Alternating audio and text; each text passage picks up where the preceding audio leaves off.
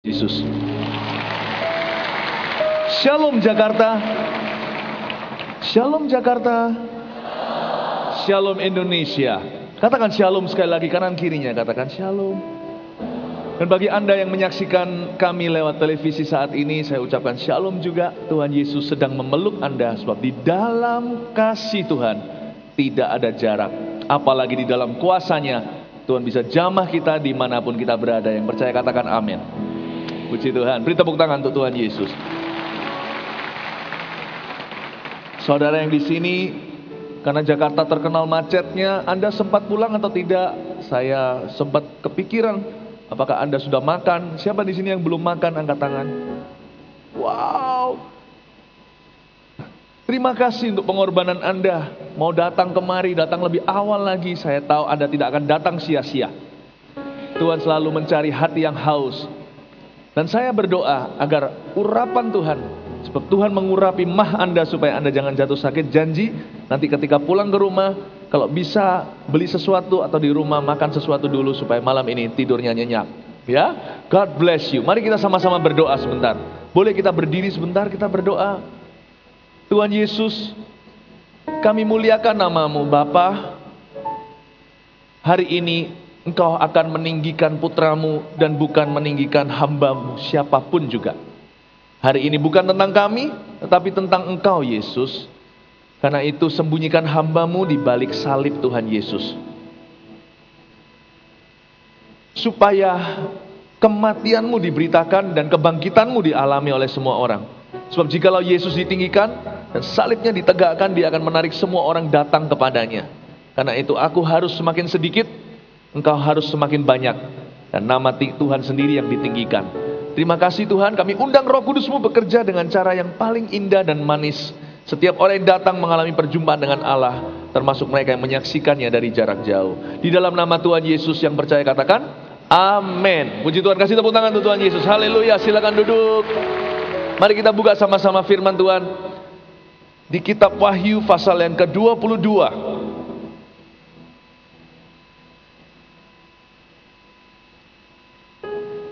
Wahyu pasal yang ke-22, ayat pertama sampai ayat yang kelima. Saya mau membahas topik yang paling favorit di hati saya. Tidak lain adalah tentang Tuhan Yesus. Festival kuasa Allah bukan soal kesembuhan. Meskipun banyak orang yang sakit, karena dimanapun Yesus datang, selalu orang berdosa berbondong-bondong datang untuk mencari Dia, karena Dia adalah sahabat orang berdosa. Jadi kalau Anda hari ini datang kemari merasa tidak sempurna, Anda tidak layak. Pertama-tama Anda nggak sendirian, saya pun tidak layak. Saya tidak berada di atas sini, berarti saya lebih suci. Saya ada di atas sini karena saya menyaksikan apa yang saya sudah lihat dan dengar. Saya nggak bisa tahan, saya nggak bisa diam. Saya harus beritahu apa yang saya alami kepada Anda. Tetapi Tuhan Yesus adalah sahabat orang berdosa. Dia selalu menjamah orang-orang yang masyarakat seringkali jijik untuk memegang, seperti orang kusta. Yesus jamah dan berkata, aku mau mentahirkanmu. Dia orang pertama, padahal keluarganya sudah mengasingkan dia, sudah menghindari dia. Jijik lihat papa, atau jijik lihat saudaranya sendiri dalam keadaan seperti itu. Tapi Yesus peluk mereka. Jangan pernah ada di sini yang merasa tertolak dalam hadirat Allah. Kalau Anda orang Kristen, Anda jangan merasa jauh lebih dulu daripada orang-orang yang non-Kristen. Kalau Anda masuk hadirat Allah, berarti Anda yang paling diterima. No, Tuhan cinta semua orang, bahkan cinta segala bangsa. Setiap kulit, setiap ras, bahasa, kebudayaan, Tuhan sayang semua. Malah justru orang-orang yang sudah Kristen terlebih dahulu, jangan pernah kita merasa sombong dan angkuh. Jangan-jangan nanti kita didahului oleh orang-orang yang tidak mengerti apa-apa tentang Tuhan. Ketika mereka dibakar hatinya dengan kasih, mereka akan berapi-api. Dan mereka bisa mendahului kita kalau kita tidak sungguh-sungguh. Bagi Anda yang bukan orang Kristen juga, saya bukan bicara soal agama. Saya bicara tentang hubungan pribadi dengan Allah, dan hubungan itu hanya lewat Yesus. Festival kuasa Allah tentang Tuhan Yesus, tentang hadiratnya. Karena itu kalau Tuhan Yesus datang di Galilea, waktu Dia berjalan di sana, yang berbondong-bondong datang adalah orang-orang lumpuh, tuli dan buta. Bahkan orang mati pun dibangkitkannya, karena Yesus tetap sama dahulu, sekarang, sampai selama-lamanya. Festival kuasa Allah tentang Yesus. Mari kita bicara tentang Tuhan Yesus. Dan kalau Yesus hadir, pasti sesuatu terjadi dalam kehidupan kita. Yang percaya katakan amin. Wahyu pasal 22 ayat 1 sampai 5 saya bacakan. Lalu ia menunjukkan kepadaku sungai air kehidupan yang jernih bagaikan kristal dan mengalir keluar dari tahta Allah dan tahta Anak Domba itu.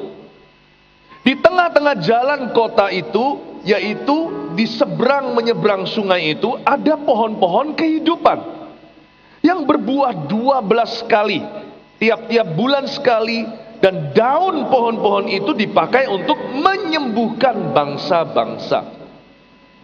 Maka tidak akan ada lagi laknat. Tahta Allah dan tahta Anak Domba akan ada di dalamnya, dan hamba-hambanya akan beribadah kepadanya. Dan mereka akan melihat wajahnya, dan namanya akan tertulis di dahi mereka. Dan malam tidak akan ada lagi di sana. Dan mereka tidak memerlukan cahaya lampu dan cahaya matahari, sebab Tuhan Allah akan menerangi mereka.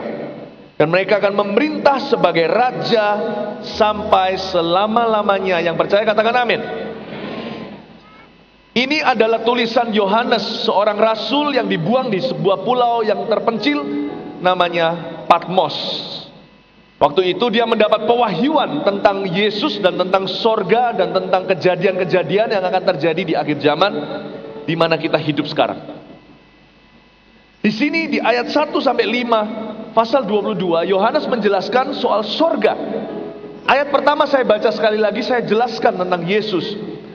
Lalu ia menunjukkan kepadaku, di sini adalah Yohanes, sungai air kehidupan yang jernih bagaikan kristal dan mengalir keluar dari tahta Allah dan tahta Anak Domba itu. Tuhan Yesus menunjukkan kepada Yohanes lewat pewahyuan di Pulau Patmos bahwa di sorga nanti, bukan nanti, sekarang juga sudah ada dua tahta. Di sorga ada dua tahta, saudara, bukan satu. Semua orang bilang, pokoknya kita percaya kepada yang namanya Tuhan. Yang penting sama semua. Enggak sama. Jangan Anda terkejut saya ngomong dengan gamblang. Sebab kasih itu jujur, kasih tidak akan memberitahu yang salah. Saya mengasihi Anda dan saya sendiri telah mengecap kasih Allah itu. Buat apa saya jauh-jauh datang kemari untuk berdusta? Saya pernah merasakan kasih itu. Dan kasih itu hanya di dalam Yesus. Setinggi-tingginya langit engkau daki, sedalam-dalam lautan engkau selami, kau tidak akan pernah menemui di seluruh dunia segala agama kecuali kasih Yesus. Termasuk mereka yang sudah lahir dalam keluarga Kristen. Kalau Anda tidak pernah menerima Yesus secara pribadi, Anda belum mengenal kasih itu. Sekali lagi saya bukan bicara soal agama, saya bicara soal kebenaran. Coba kita bicara soal Yesus dulu. Di sorga itu ada dua tahta. Jadi jangan terkejut nanti ketika Anda meninggal dunia, saya meninggal dunia. Saya sih gak akan kaget karena saya sudah tahu kebenaran. Ketika mata kita dibuka di sebelah sana, ketemunya sama Yesus. Jangan terkejut. Ternyata yang punya sorga itu Tuhan Yesus. Ini bukan klaim satu agama. Ini kebenaran yang saya yakini dengan segenap hati yang saya beritakan. Dan di mana ada hati yang diberi Tuhan iman akan mengerti ini. Sekalipun untuk pertama kali Anda bisa menerima Yesus saat ini. Saya berdoa setiap Anda yang masuk hadirat Allah hari ini, mata hati Anda diterangi. Selaput yang selama ini membutakan Anda diambil. Sehingga yang buta rohani dulu, sebelum yang buta jasmani bisa melihat. Biar yang buta rohani dulu semuanya bisa mengerti kebenaran. Jangan terkejut. Di sorga ada dua tahta. Yang punya sorga itu Yesus. Yesus tunjukkan pada Yohanes, lihat tuh, di sorga ada dua kursi utama. Yang satu disebut tahta Allah, yang satu lagi disebut tahta Anak Domba. Kursi yang satu, dua-duanya milik Yesus. Kursi yang satu itu untuk memberitahukan kepada semua ciptaannya bahwa dia 100% Allah. Yesus bukan asalnya dari dunia ini. Sekalipun ada Natal, dia lahir di palungan, di tempatnya binatang lebih rendah dari orang. Jangan mengeluh kalau kita nggak dilahirkan di rumah sakit, oleh bidan di rumah atau di dusun atau di desa. Masih jauh lebih baik daripada Tuhan Yesus yang dilahirkan persis di sebelah kanan kiri kotoran hewan. Dia bukan dari dunia ini. Dia bukan. Asalnya dari sorga. Dari kursi itu yang namanya tahta Allah. Banyak orang mencemoohkan Yesus. Mana bisa itu manusia selamatkan kita? Anda akan segera lihat buktinya. Orang yang paling berdosa hari ini akan diselamatkan. Yang sakit pun akan disembuhkan. Yesusku hidup, dia tidak mati. Dan dia bukan orang biasa. Dia datangnya dari sorga. Yohanes Pembaptis bersaksi tentang Yesus di Yohanes pasal 3. Sebab siapa yang datang dari atas adalah di atas semuanya. Tapi siapa yang berasal dari bumi, termasuk pada bumi, dan berbicara dalam bahasa bumi seperti kita ini hamba-hamba Tuhan. Saya juga sama, Anda datang kemari, jangan lihat saya rugi. Saya cuma membawa berita. Saya cuma membawa hadirat itu. Tapi siapa yang datang dari sorga, berada di atas segalanya. Yohanes sedang bersaksi tentang Tuhan Yesus Kristus. Sekalipun dia lahir di palungan sebagai orang, tapi dia sebenarnya 100% Allah. Di Twitter, Facebook hari ini ada yang tanya saya, mengapa Allah mau menjelma sebagai pria? Agar semua pria dan wanita diterima di dalam sorga, Allah harus menebus dosa mereka. Allah tidak bisa cuma hapuskan begitu saja. Harus ada seorang penebus, juru selamat yang mengangkat dosa kita. Harus ada orang yang sempurna hidupnya tanpa cacat celah, namun di dalam daging dan darah menanggung semuanya untuk kita. Oleh karena itu tahta kedua namanya tahta anak domba. Kenapa pakai nama hewan segala? Yesus memberitahu lewat tahta itu juga punyaku, katanya kepada Yohanes. Supaya engkau tahu semua ciptaanku mengenal bahwa Yesus juga 100% manusia. Dia mau lebih rendah dari hewan, menamakan dirinya anak domba. Supaya dia bisa selamatkan manusia yang paling bejat, yang lebih parah dari hewan. Yang bunuh anak sendiri, yang mutilasi, yang korupsi, yang menghancurkan diri, yang berkali-kali berpikir bunuh diri, yang berzina sana sini. Sudahlah, manusia atau hewan, kadang-kadang kita berpikir hewan lebih setia pada pasangannya daripada manusia zaman ini. Yesus menamakan dirinya anak domba. Dia mau merendah, lahir di palungan, ditelanjangin di salib, mati seperti itu, masih dicemoohkan lagi. Banyak orang gak mau percaya, malah bilang kenapa Allah mau melakukan itu. Tahukah Anda, Allah yang selama ini kau bangga-banggakan, kalau benar cuman itu saja, gak ada tahta anak domba, maka Anda akan bertemu dengan murkanya. Jangan heran ketika suatu hari Anda mati, Anda bertemu dengan Allah di sebelah sana, dia gak menyapa Anda hai, dia akan berkata, enyah kamu ke api neraka, karena dia suci dan kudus. Oleh karena itu Allah ini, namanya Yesus ini menjelma sebagai manusia, menjadi lebih rendah dari hewan manapun juga, supaya dia bisa mengangkat manusia yang paling rendahan di masyarakat dan menyelamatkannya. Jikalau tidak ada janji ini, saya nggak berdiri di sini hari ini. Saya juga orang yang sangat kotor dengan dosa. Dia selamatkan saya cuma-cuma, karena dialah anak domba Allah. Yohanes diberitahu sama Yesus, lihat di sorga, yang punya sorga itu aku. Dan lihat di sana, ada 2 tahta. Itu 2 tahta punyaku. Yang satu berkata aku 100% Allah. Yang satu berkata aku 100% manusia. Saudara, Bapak Ibu, kalau dia bukan anak domba Allah, hari ini yang sakit, dia gak akan peduli. Tapi dia bisa merasakan belas kasihan kepada Anda.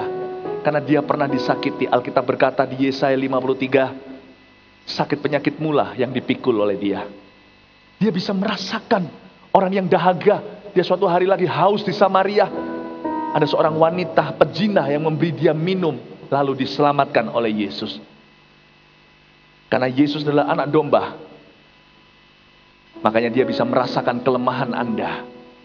Jangan ejek dia lagi. Kalau Anda belum kenal, lebih baik diam daripada mengolok. Masa itu sudah kadaluarsa. Yesus diolok oleh kanan kirinya, disalib oleh orang-orang sekelilingnya. Sudahlah, semakin Anda mengejek dia, semakin kita menurunkan, semakin kita menginjak-injak namanya, tidak tidak baik untuk kita akan semakin parah tanpa ada pertolongan apa-apa. Tapi Yesus hari ini mau memberitahu kepada Anda, Dia mengasihimu. Katakan kepada kanan kirinya, Tuhan Yesus mencintaimu, Dia merasakan kelemahanmu. Amin. Ya, kita lanjutkan sedikit di sini. Dikatakan di Alkitab, lalu Ia menunjukkan kepadaku sungai air kehidupan yang jernih bagaikan kristal, ayat pertama, dan mengalir keluar dari tata Allah dan tata anak domba Allah. Luar biasa. Dari tata itu mengalir keluar sungai itu. Secara simbolis berbicara tentang bagaimana 2000 tahun yang lalu Yesus ini keluar dari kemuliaannya di sorga. Sorga menjadi tanpa Yesus sementara, karena Dia turun ke dunia untuk Anda dan saya. Yesus ini tetap sama dahulu, sekarang, dan selamanya. Dia mati di kayu salib bukan karena Dia kalah, tapi Dia mengalah. Dia bukan dibunuh, Dia meletakkan nyawanya. Pada waktu di Getsemani, Dia begitu berkuasa. Ketika Dia mau ditangkap, setelah dikhianati oleh Yudas Iskariot, Dia bertanya sama orang-orang Farisi, ahli Taurat, ahli agama. 500 orang bawa pentung segala, dan berkata, mana Yesus? Yesus cari, siapa yang kau cari? Yesus. Dia berkata, akulah Dia. 500 itu, kata Alkitab, rebah langsung ke lantai. Saudara tahu, mereka tidak sanggup berdiri, lutut mereka gemetar. Ke 500 orang gagah perkasa bawa pedang senjata tajam, semuanya jatuh serentak ke lantai. Untuk menunjukkan bahwa kalau dia mau luput dari hukuman itu, dia bisa. Dia cuma ucapkan kata-kata, maka 7 batalion malaikat dari sorga akan menolongnya. Tapi dia berkata, tidak, aku harus lalui ini, aku harus naik ke kayu salib. Kalau tidak, manusia tanpa harapan. 2000 tahun yang lalu dia datang ke bumi ini. Dia meninggal dunia di kayu salib. Pukul 3 hari Jumat Agung, gempa bumi terjadi waktu dia mati. Setan runtuh semua belenggu dosanya. Tetapi pada hari yang ketiga, dia bangkit kembali untuk membawa jiwa setiap orang yang percaya kepadanya. Lalu dia naik ke sorga, dan dia memberitahukan pada murid-muridnya seperti ini, kalau nanti aku sudah naik ke sorga, jikalau ada 2 atau 3 orang berkumpul di dalam namaku, aku akan ada di tengah-tengah mereka. Tidak mungkin seorang nabi bisa lakukan itu. Hanya seorang yang maha hadir saja yang bisa berkata kalau ada 2-3 orang, dimanapun juga di belahan bumi ini, mau di tempat terpencil, mau di hutan, mau di tengah laut terapung-apung, setelah kapal karam, pokoknya ada 2-3 orang berkumpul bersama-sama dalam nama Yesus di waktu bersamaan, mungkin di Amerika, lalu di Indonesia juga ada 2-3 orang tersebut. Maka Tuhan bisa hadir di sana dan Dia hadir di sini. Berarti Yesus bukan sekedar Isa Al-Masih. Saya ulangi, Yesus bukan sekedar Isa Al-Masih, Dia adalah Tuhan. Isa Al-Masih tidak bisa kalau Dia cuma seorang nabi, apalagi cuma tokoh agama atau cuma sekedar guru rohani. Mana bisa? Saya seorang pendeta, tak peduli saya diurapi dan dipakai Tuhan seperti apa. Kalau Anda ada di rumah sekarang di Kemayoran sini, lalu Anda ada di Jakarta Utara, di Jakarta Barat, Jakarta Selatan, ada di Sulawesi, ada di Papua. Kalau Anda call saya berkata, Pak Philip, tolong hadir sekarang. Saya nggak bisa hadir di semua rumah Anda pada saat bersamaan, secara fisik. Karena saya manusia, saya terbatas dengan waktu dan tempat. Yesus berjanji, 2-3 orang berkumpul dalam namaku, aku langsung ada di sana, seolah-olah secara fisik. Berarti Dia bukan Isa Al-Masih, saudara-saudara. Dia Allah Maha Kuasa. Katakan amin. Penting untuk saya jelaskan dulu, supaya Anda tahu nanti semua orang yang disembuhkan dan dijamah Tuhan, bukan karena dijamah oleh Philip Mantova, tapi oleh Yesus Kristus. Dia harus makin bertambah, ku harus makin berkurang. Nama Dia sendiri yang ditinggikan, baru terjadi sesuatu. Berikan tepuk tangan buat Tuhan Yesus. Dan Yesus menjelaskan hadiratnya itu seperti apa. Seperti sungai air kehidupan yang jernih bagaikan kristal. Bedanya di sini, Tuhan Yesus ini bukan cuman sekedar tokoh di dalam buku Alkitab. Dia itu hidup. Dia bangkit, bukan? Tadi pagi waktu saya bangun tidur, saya berdoa. Setelah berapa hari ini saya berdiam diri untuk festival kuasa Allah. Pagi tadi waktu saya bangun, saya merasakan, saya terkejut. Kok kepala saya basah ya? Di atas sini merasa seperti menetes-netes air dingin sekali. Saya pegang, nggak ada airnya. Rambut saya kering. Malah justru setelah bangun tidur agak terangkat-angkat. Saya pegang, tapi terasa terus. Saya pegang tetap kering. Tadi sebelum saya berangkat, diulang lagi. Saya merasakan yang sama. Saya tanya Tuhan, apa ini ya? Saya sendiri nggak ngerti. Lalu Tuhan suruh saya buka ayat yang pertama tadi. Seperti sungai air kehidupan yang jernih bagaikan kristal. Karena aku tuh hidup. Aku tuh pengalaman yang hidup juga bagi setiap orang yang mencari aku. Itulah bedanya kalau kita cuma mengikut tokoh. Seorang tokoh dengan mengikut Allah yang hidup. Itu beda. Tidak heran di dalam sebuah pertemuan ketika orang-orang lagi menyanyi untuk Tuhan. Ada orang yang kesaksiannya itu dalam bahasa yang sederhana sekali. Malah justru yang nggak dibuat-buat begitu itu justru yang orisinil. Ada seorang ibu pernah berkata pada saya, Pak Philip, ketika kita sama-sama menyembah, saya merasa seperti disiram air yang sejuk tubuh saya. Lalu tiba-tiba tubuh saya yang lemah menjadi kuat. Jangan sekali-kali ada di sini yang berani berkata itu cuma sugesti. Lain cerita kalau orang itu memang kepingin beritahu yang lain untuk dapat reputasi atau apa. Enggak, dia beritahunya pun diam-diam seperti Nikodemus. Ada juga orang yang berkata, saya merasa seperti seolah-olah badan saya panas. Kena api atau kena air panas. Lalu tiba-tiba rasa sakit itu lenyap. Saudara, jangan pernah, ada orang yang mempertanyakan kalau Anda pergi cari sebuah tiang listrik, 1000 voltase, Anda pegang, pasti tubuh Anda merasakan sesuatu. Yesus Kristus itu hadir, dia itu nyata. Dia itu ada. Dia bukan seolah-olah seperti seorang tokoh yang sudah mati berapa waktu yang lalu. Nah ini loh, textbook atau kitab sekolahnya. No. Saya nggak cuma percaya kepada firman Tuhan. Tapi saya terlebih percaya kepada Tuhan yang ditulis oleh firman ini. Dia hidup, namanya Yesus. Dan Yesus berkata setiap kali 2-3 orang berkumpul dalam nama Yesus, dia hadir bak sungai yang mengalir jernih bagaikan kristal. Dia akan menjamahmu. Dia adalah seorang Allah yang bisa dijamah dan bisa menjamahmu. Dia itu nyata. Hari ini tadi saya merasakan urapan begitu. Saya berkata, ya Tuhan, terima kasih Tuhan. Engkau menjamah aku sebelum aku melayani di FKA. Lalu saya ingat, hadirat Tuhan bagi saya seorang diri adalah hadirat Tuhan yang sama bagi orang banyak. Sebab Yesusnya yang tidak berbeda. Kalau saya bisa alami hadirat Allah secara nyata, Anda juga. Saya berdoa tidak ada satupun di sini yang jiwanya tertutup. Setiap orang hatinya dibuka untuk mengalami sesuatu dengan Roh Kudus hari ini, malam ini. Amin. Termasuk Anda yang dari jauh. Anda kerasa jauh dari Jakarta, Anda mungkin menyaksikannya di pulau lain. Tapi bagi Yesus nggak jauh. Yesus itu besar, dia itu maha hadir. Kalau dia hadir di ruang tamu Anda sekarang di mana Anda menyaksikan menonton ini, itu akan sama seperti seolah-olah Anda hadir di JI Expo saat ini di Kemayoran.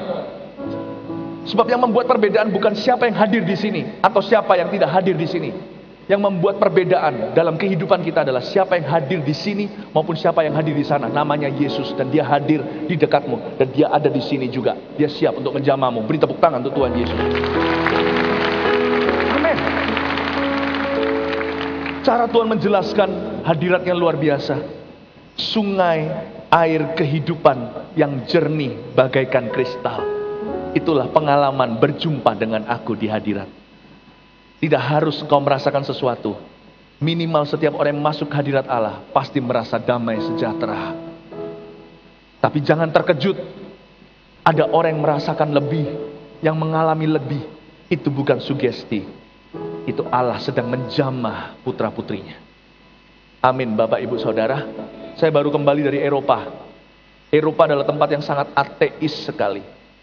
Anda ada di sana ketika saya melihat anak-anak kecil dijamah Tuhan, mereka menangis. Bahkan ketika mereka dijamah Tuhan, sebagian tidak bisa berdiri. Mereka saling menoleh kanan kiri dan seperti berkata sama temannya, apa yang terjadi dengan aku? Luar biasa. Orang-orang Eropa tidak pernah melihat yang kayak begitu-begitu. Hari itu mata mereka terbuka. Hari itu mereka tercengang menyaksikan Allah bisa bekerja dengan sangat luar biasa. Ada satu pemuda yang ketika dalam hadirat Tuhan dilawat Tuhan, nangis. Lalu saya beritahu, tanganmu kenapa? Dia bilang tangannya putus. Saya berkata, Yesus menyembuhkanmu. Kamu percaya? Dia berkata, iya tapi sakit. Kamu percaya tidak? Tapi sakit. Kamu percaya tidak? Tuhan membuat syaratnya terlalu mudah. Kue itu ditaruh di rak yang paling bawah agar anak yang paling lemah imannya bisa menggapainya. Cuman perlu percaya. Udah itu aja. Ada waktunya bertanya, sekarang waktunya menerima. Kamu percaya enggak? Dia berkata percaya. Saya berkata buka itu. Lalu dia buka. Dan dia pegang tangannya. Dan dia terkejut. Ini orang Swiss. Dan berkata, kok apa yang terjadi dengan tanganku? Saya suruh dia pukulkan tangannya ke tangan saya. Dengan pengorbanan sedikit. Lengan saya jadi sakit semuanya. Karena kepalan mereka gede-gede orang Eropa ya. Saya suruh pukulkan ke sini. Boom! Dipukul lagi. Dia berkata, kenapa gak sakit? Saya berkata, dari tadi sudah disembuhkan sama Tuhan. Cuman Tuhan tunggu kamu percaya. Karena Tuhan tidak pernah memaksa. Percayakah Anda hari ini, Anda bisa mengalami hadirat Allah?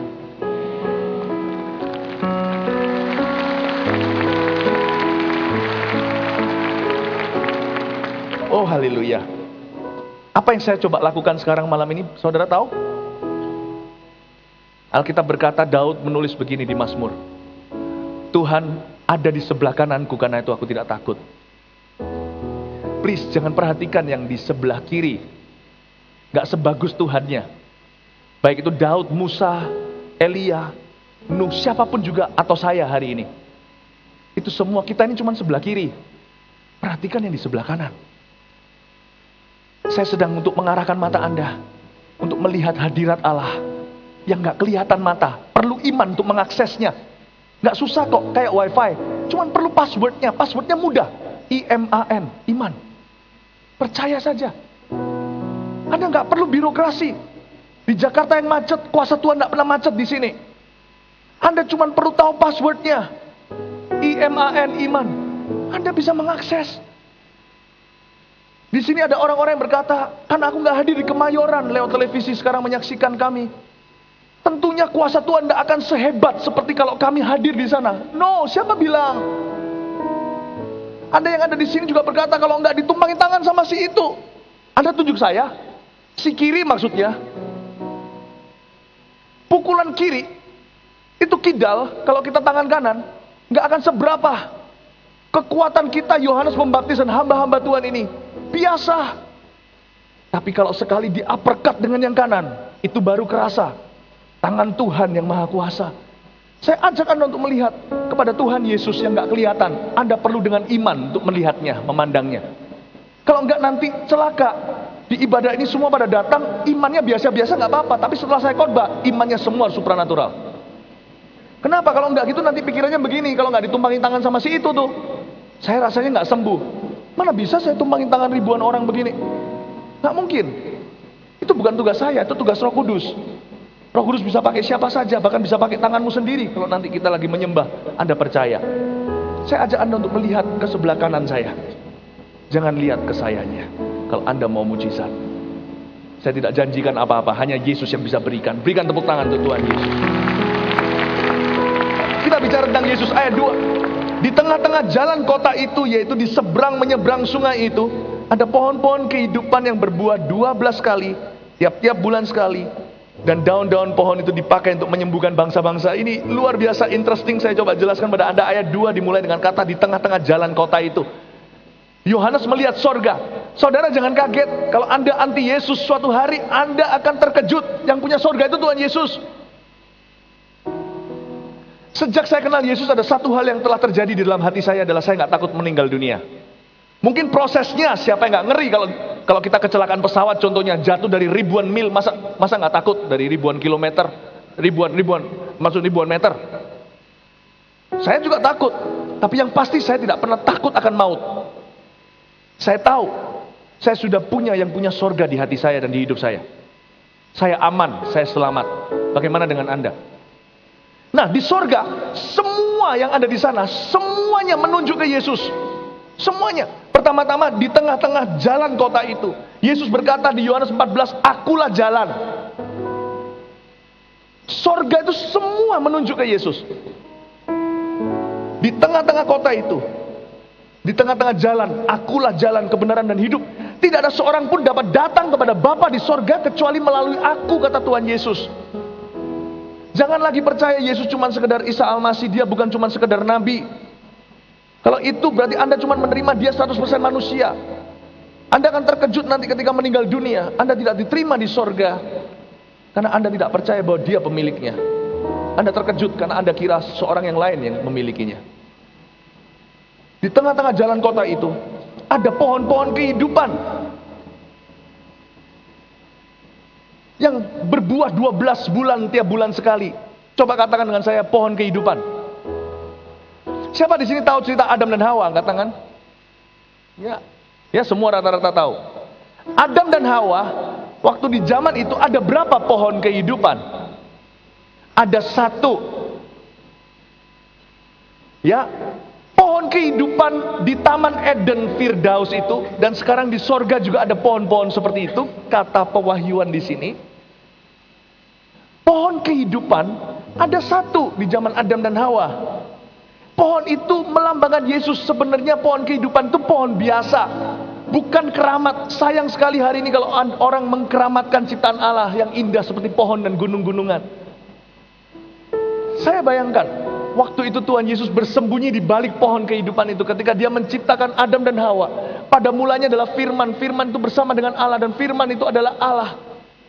Yohanes pasal 1 menjelaskan terlebih dahulu bahwa identitas Yesus yang double tersebut, 100% Allah, 100% manusia, adalah pusat cerita keselamatan di dalam ciptaannya. Dan Tuhan Yesus menciptakan segala sesuatu, dan Tuhan ciptakan di sana ada 1 pohon yang tidak boleh dimakan buahnya, itu pohon pengetahuan yang baik dan yang jahat. Tapi celaka, nenek moyang kita Adam dan Hawa maunya makan dari pohon itu. Makanlah mereka dan mereka langsung jatuh dalam dosa tanpa siapapun memberitahu. Mereka tahu bahwa mereka telanjang dan mereka nggak layak di hadapan Allah. Kenapa Tuhan harus ciptakan pohon itu? Kalau Tuhan tidak ciptakan pohon itu, manusia tidak diciptakan dengan free will choice atau hak memilih secara bebas. Apa bedanya kita dengan Blackie? Apa bedanya kita dengan hewan dan tanaman yang tidak punya hak, tidak punya hak pilihan? Allah menciptakan itu. Saya bisa bayangin Tuhan Yesus menunggu di balik pohon kehidupan itu. Sebenarnya pohon kehidupan itu cuma alasan. Tuhan itu tidak menciptakan pohon itu untuk menyelamatkan orang. Tubuhnya lah keselamatan kita, yang dibagikan di kayu salib, yang dihancurkan di sana, darahnya yang menghapus dosa kita.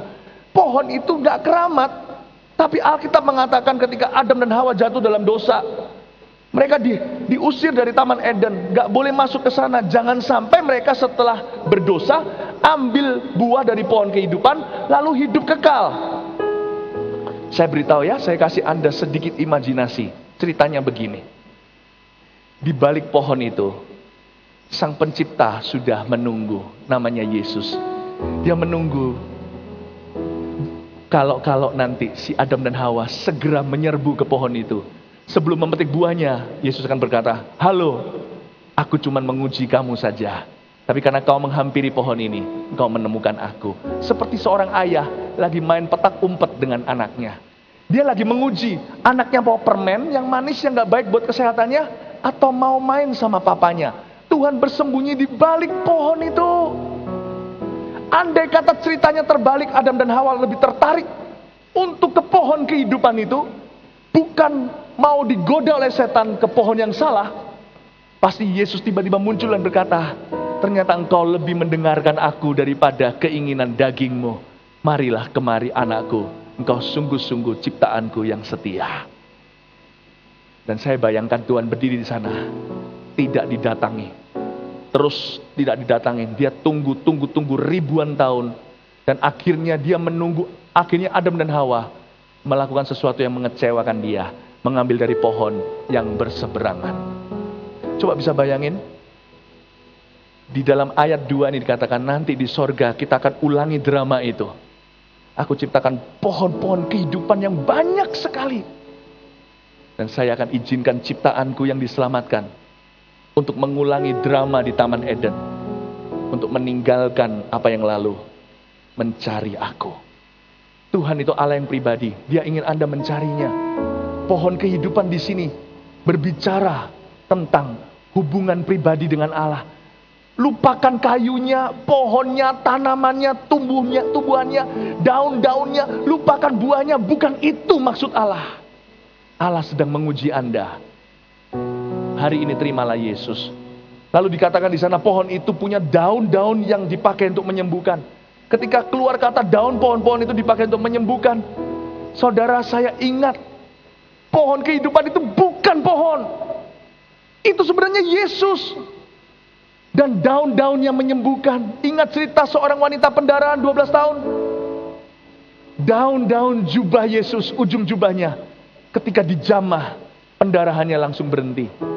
Saya mau beritahu kepada Anda, jangan cari pohon untuk disembah. Gak ada itu. Anda mau cari Taman Eden di mana-mana, gak ada. Anda gak usah cari Taman Firdaus. Anda gak usah cari tempat keramat. Anda datang aja kepada Tuhan dengan rendah hati, katakan, Yesus, aku percaya kepadamu. Anda akan menemukan pohon kehidupan Anda. Dan daun-daun pohon itu menyembuhkan. Ujung jubahnya menyembuhkan. Dalam hadirat Allah ada kesembuhan. Amin, Bapak Ibu Saudara. Amin. Kita lihat ayat yang ketiga. Maka tidak akan ada lagi laknat. Tata Allah dan tata anak domba akan ada di dalamnya. Dan hamba-hambanya akan beribadah kepadanya. Dan mereka akan melihat wajahnya dan namanya akan tertulis di dahi mereka. Perhatikan saya sebentar. Dikatakan orang yang masuk ke hadirat Yesus, laknat akan meninggalkan dia. Dan namanya akan tertulis di dalam kitab kehidupan. Tahun 92. Saya berada di Kanada. Saya adalah orang yang pernah mengecap berbagai macam kepercayaan. Saya pernah sekolah SD sampai SMA di sekolah yang berbeda-beda keyakinan. Dan di samping itu sebenarnya pikiran saya ateis. Pada waktu saya datang ke Kanada, hati saya itu ada dorongan entah kenapa. Mungkin Allah tahu kalau saya mencari kebenaran. Ada suatu kerinduan untuk mencari Yesus, tapi saya terlalu gengsi. Dahulu hidup saya nggak keruan. Saya sebelum ke gereja itu, saya selalu melakukan perkara-perkara yang buruk terlebih dahulu. Suatu hari saya datang ke sebuah kebaktian. Jumlahnya nggak sebanyak ini, cuma 100 orang. Pendeta yang berkhotbah, khotbahnya biasa. Tapi saya tahu ada urapan Allah di baliknya. Dia berkata seperti ini. Anda kalau cari damai ke seluruh dunia nggak akan menemukan. Anda mau cari di pohon manapun juga, di keyakinan apapun, termasuk kalau Kristen cuman Kristen KTP-an, Anda nggak akan dapat apa-apa. Satu-satunya tempat Anda bisa dapatkan kesembuhan untuk hidupmu. Satu-satunya tempat dapat keselamatan dan pengampunan dosa adalah di dalam hadirat Allah. Dan hadirat itu cuma bisa diakses kalau Anda percaya Yesus. Saya dengerin. Hati mau percaya tapi masih mengeraskan hati. Akhirnya saya ngambil keputusan untuk meninggalkan gereja itu. Karena hati saya nggak tahan. Saya pikir gini, 10 menit lagi kalau saya dengarkan dia, saya jadi orang Kristen nih. Ketika saya mau keluar, saya mau ambil, saya mau pegang gagang pintu yang ada. Saya mau keluar dari gereja itu. Saya mendengar suara audible. Saudara, Anda tidak harus mendengar suara nyata seperti suara seorang manusia gini baru Anda bertobat. Tuhan bicara dengan berbagai macam cara. Ada 1001 pengalaman di dalam Yesus. Karena dia adalah pribadi yang kreatif. Dia nggak pernah melakukan satu perkara 2 kali. Kepada setiap orang dia akan berurusan dengan sendiri-sendiri. Ketika saya mau pegang daun pintu itu, tiba-tiba ada suara berkata kepada saya, hari ini kalau kamu nggak diselamatkan, kamu akan tersesat selama-lamanya. Saya lihat kanan kiri, siapa bicara sama saya? Karena saya waktu kecil pernah ke sekolah minggu. Setahu saya, Yesus itu dipenjara di satu buku namanya Alkitab. Nggak bisa lompat keluar punya.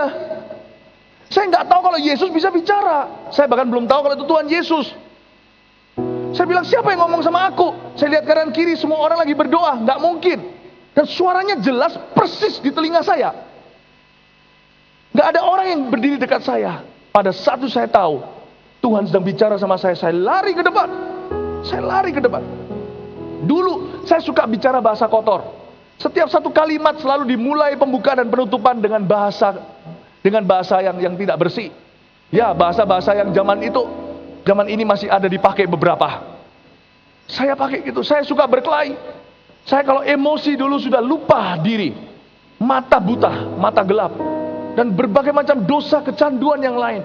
Dan hari itu sesuatu terjadi padaku. Saya lari ke depan.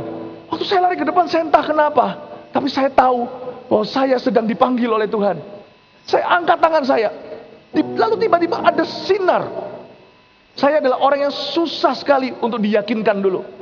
Saya masih ingat sebelum itu saya berusaha bunuh diri 3 kali. Dan sebelumnya saya coba dilayani oleh teman-teman saya yang notabene Kristen semuanya. Termasuk saudara-saudara saya. Menumpangkan tangan, doain saya, nggak ada gunanya. Saya orangnya keras sekali. Tapi hari itu hadirat Tuhan mengubah saya. Saya maju ke depan, saya lihat sinar. Saya terkejut, di balik sinar itu ada suara yang berbicara. Ketika saya lihat sekeliling saya nggak sadar lagi ada orang-orang di kanan kiri saya. Saya nggak dengar suara mereka jadi redup.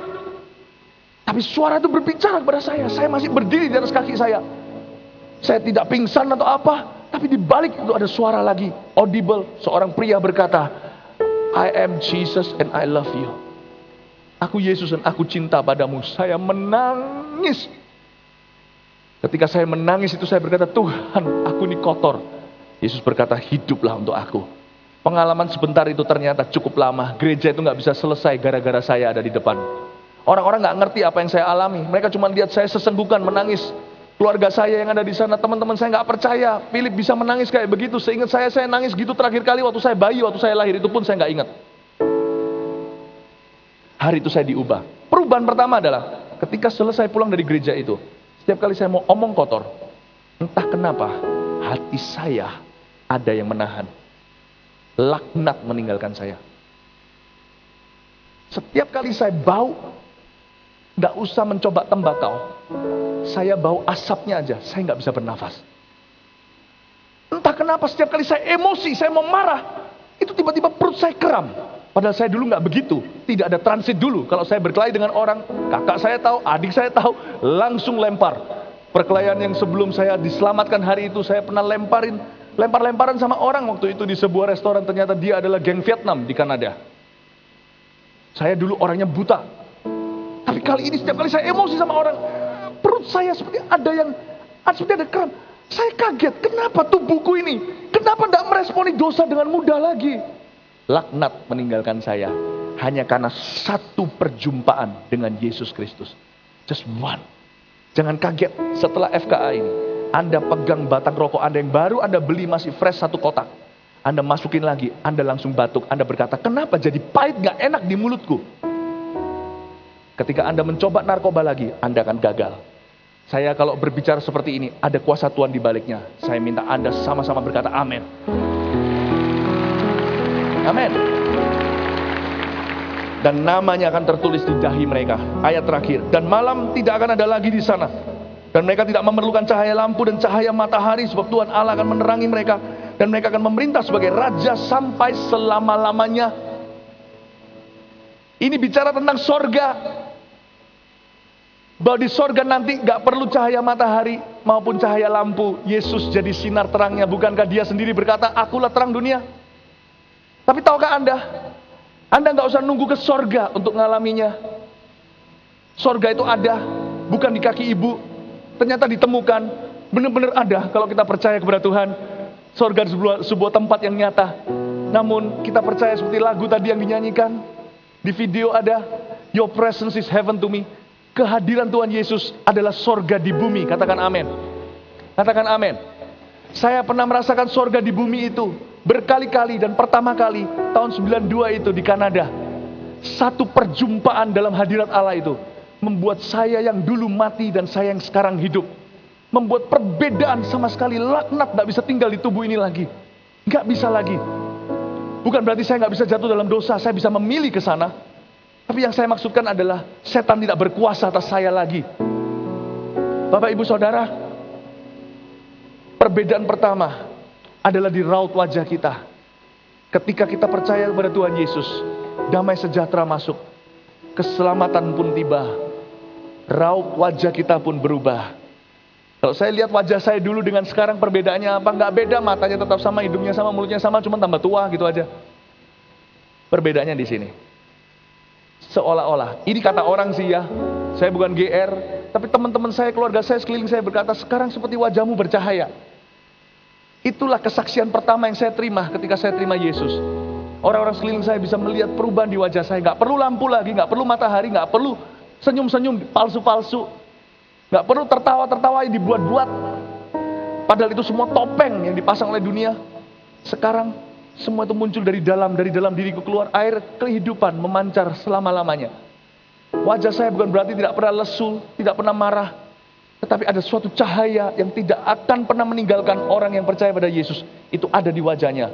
Kulihat di wajahmu kemuliaan Raja, ku kasih kau dengan kasih Tuhan. Kulihat di wajahmu kemuliaan Raja, ku kasih kau dengan kasih Tuhan. Dan mereka memerintah sebagai raja, kata ayat 5. Orang yang diperbaharui oleh Yesus, mukanya bercahaya.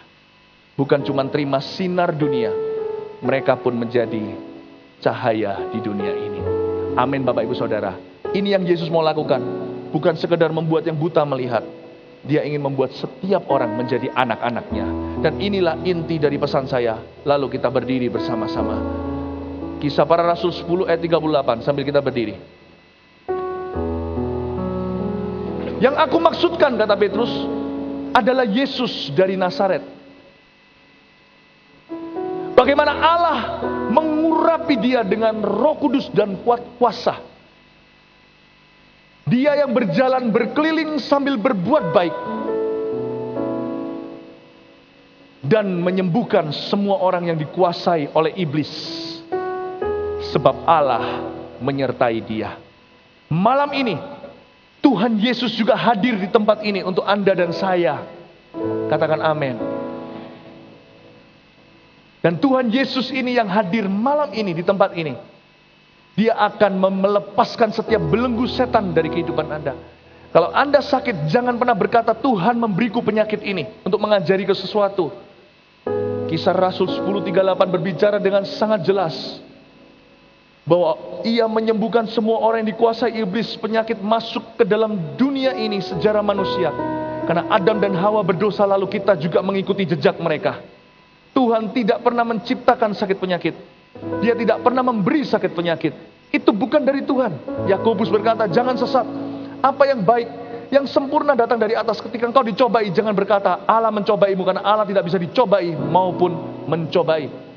Yesus berkata tentang seorang wanita yang sudah puluhan tahun. Yang sudah puluhan tahun pundaknya seperti busung. Tuhan berkata, bukankah wanita ini juga anak Abraham? Tidakkah sepatutnya dia juga dibebaskan dari setan yang telah menyiksa dia berpuluh-puluh tahun ini? Tuhan bahkan berkata keadaan kondisinya itu bukan dari dia datangnya. Zaman itu orang salah paham banyak sekali seperti hari ini. Ketika kita dicobai, kita berkata Allah yang memberi pencobaan. Bukankah ada kata-kata seperti ini? Allah tidak akan menurunkan penyakit jikalau tidak menurunkan obatnya. Ada pepatah seperti itu, bukan? Teman saya pernah memberitahu. Saya beritahu apa yang dikatakan Alkitab jauh lebih tinggi. Dengarkan baik-baik. Allah tidak pernah menurunkan penyakit, titik. Malah dia menjadi remedinya. Yesus menjadi obatnya. Dia memikul sakit penyakit kita, bukan cuma dosa kita di kayu salib. Aku percaya kesembuhan ilahi. Mau tahu kenapa? Karena ada di Yesaya 53. Aku percaya kesembuhan ilahi. Mau tahu kenapa? Karena terlambat sudah kalau kita nggak percaya. Dia sudah mati dengan memikul kayu salib. Di kayu salib bukan cuma dosa pemberontakan kita, tapi sakit penyakit kita juga. Saya beritahu, Allah bukan cuma tidak menurunkan penyakit kalau dia tidak menurunkan obatnya. Allah yang kukenal di dalam Yesus Tuhan tidak pernah menurunkan penyakit itu kepada Anda. Malah justru dialah obatnya. Gak usah cari pohon mana-mana.